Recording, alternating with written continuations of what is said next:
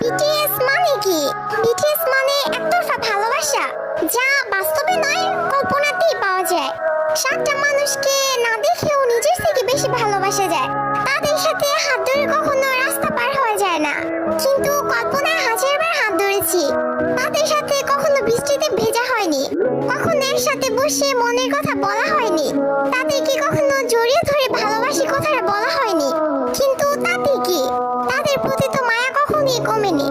কিন্তু একটাই আফসোস, যাদেরকে নিয়ে এত কিছু, তারা কখনো এইসব জানবেই না।